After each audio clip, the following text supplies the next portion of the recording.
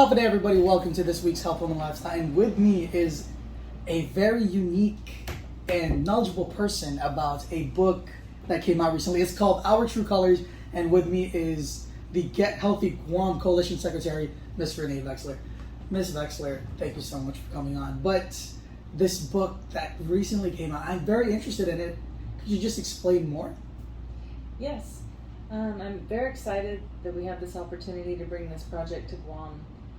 I always wanted to do storybooks on health prevention and health promotion, but I came across Children for Health, and Children for Health has a unique approach where they prepare workshops with the children, and the youth are the ones that are going through the workshops and coming up with their story ideas and what they think is important. And so bringing this to Guam, this process with Children for Health is very exciting because people can write books. They can write books for different audiences, and they do that all the time, even for Guam. But actually working with the youth to do the workshops, and they will bring up their ideas and be involved in the process, now that's unique. So I understand that this book tackles many aspects of healthcare, be it physical and mental health. Could you just elaborate more on that, please? Yes, we wanted to do a project on resilience, and our community is very strong. We go through typhoons and storms and power outages, and we have all kinds of difficulties. But this is life. You have different things that come up into families and at schools and at work, and with this kind of a project and talking about resilience and talking with the kids and the youth about what is it about resilience, what is it about being resilient, and then their strengths are shared through the process of what it is to be resilient. We need to be resilient through the ups and downs and the challenges of life.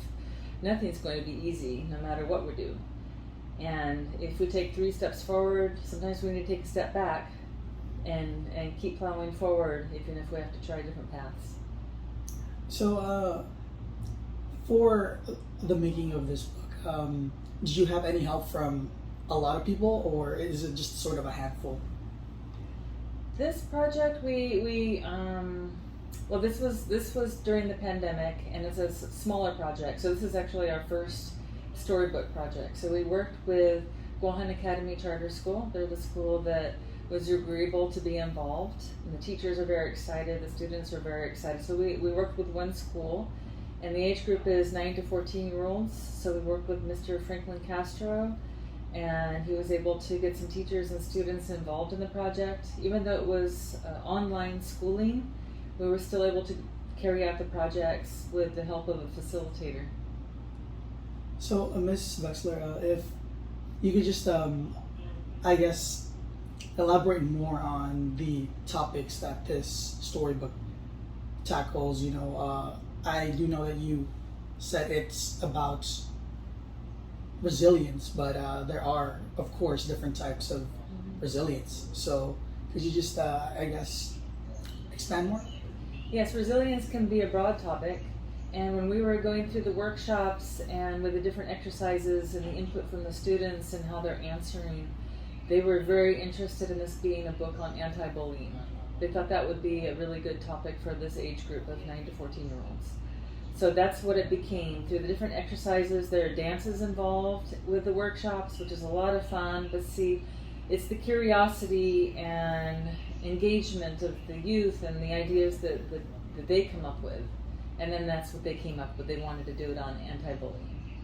So I guess while they were piecing this together, I can't help but wonder, since they chose this topic, maybe some of them have experienced bullying themselves and said, hey, this is something that really means a lot to me, despite being 9 to 14-year-olds, and they wanted to convey a strong message that stood up against bullying.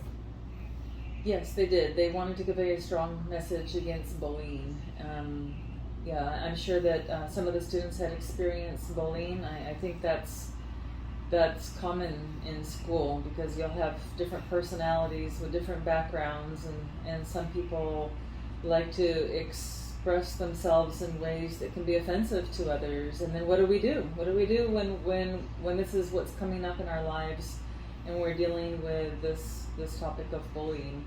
I mean, that's why we turned it into a storybook, and you see through the example of our main characters that, you know, what do I do in the case of this bullying? I'm new to this school, and some people are treating me like this. I don't know why. What did I do? And, you know, trying to ignore it at first and be involved, and, you know, talking about it with family members, and how do they deal with it? And trying that avenue, and maybe it worked for a little while until she saw what's happening with her brother, and she's like, okay, well, enough is enough. We have to do something bigger. And sometimes you do. You need to go higher. You try on your own, and if you can't, we care about each other, and sometimes we're noticing what's happening to others, and sometimes we're just shy. We don't know how to step in and intervene.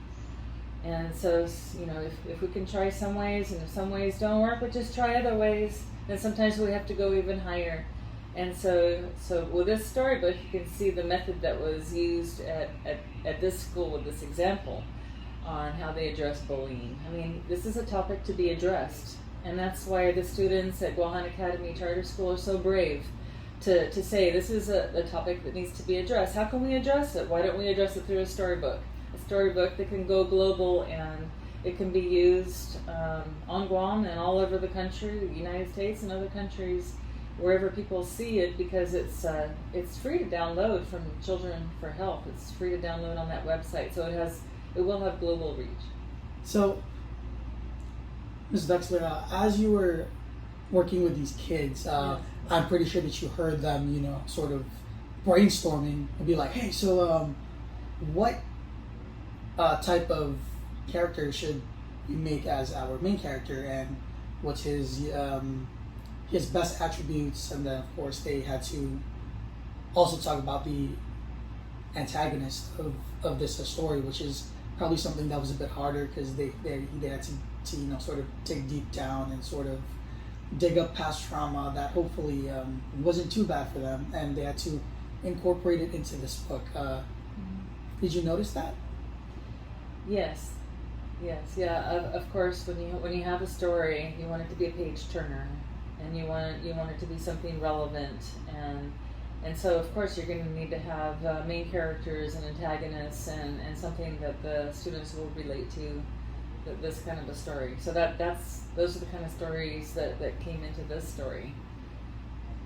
So, did you also, I guess, sort of talk to the students and ask them, why this particular topic, or why model this character after, I guess maybe it's one of the students who was helping out with the book, or maybe the antagonist was possibly modeled after, you know, probably as a joke, maybe one of them.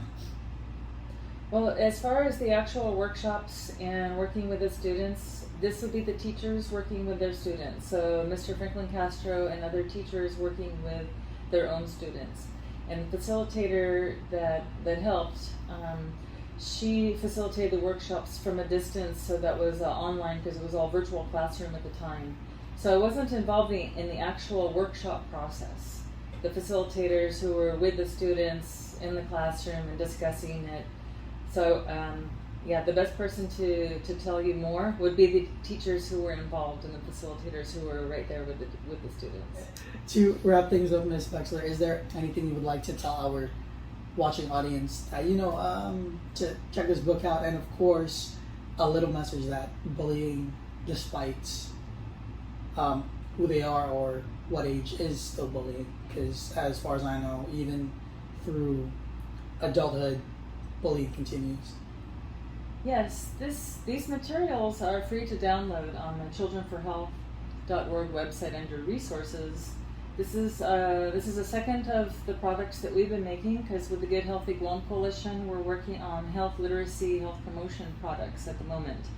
And we're really hoping that facilitators and teachers will use this in their clubs, in their classrooms. There are activities at the back of the book And we're also hoping for partners in prevention who want to come on board and help out projects such as this for Guam. We really want Guam to shine. We want people to see the power of the youth as health activists in the community and see what the youth have to say. They have a lot to say, a lot of innovation and uniqueness, and everybody is unique. That's the thing. It's about diversity and celebrating differences, because when there's space for innovation, that's where you see the power shine. And you also did mention that you can find this book online. Could you just say again where? Yes, it's on the Children for Health. So www.childrenforhealth.org. On the resource page, you'll find Our True Colors. And this book is one of the products that we made on Guam with our youth. And we're really happy for this opportunity, and thank you for this opportunity as well. Thank you. Ladies and gentlemen, Miss Renee Veksler. She is the Secretary for the Get Healthy Guam Coalition. Thank you again. Don't go anywhere. We'll be back with more Health, Home, and Lifestyle.